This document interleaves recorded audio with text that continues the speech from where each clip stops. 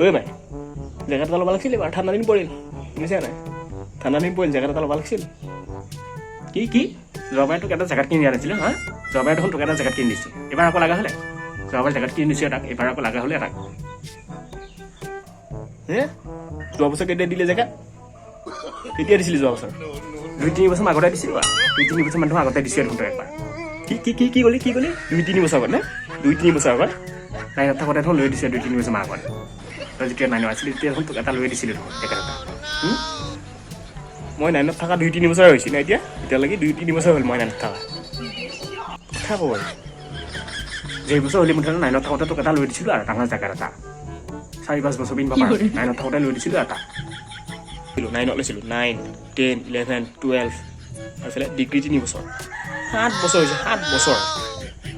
যোৱা বছৰহে ল'লোঁ বোলে মই জেকেট কথা কয়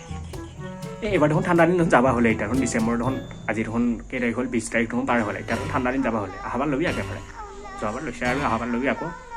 আহাবাৰ দিম আকৌ আহাবাৰ ঠাণ্ডা দিন ল'বি আৰু এইবাৰতো ঠাণ্ডা দিন গেলে দেখোন কেইদিন আছে আৰু ঠাণ্ডা দিন জানুৱাৰী মাহত ঠাণ্ডা দিন শেষ হ'ব আৰু আহাবাৰ ল'বি আৰু দে হ'ব দে অহা বছৰ ল'ম দে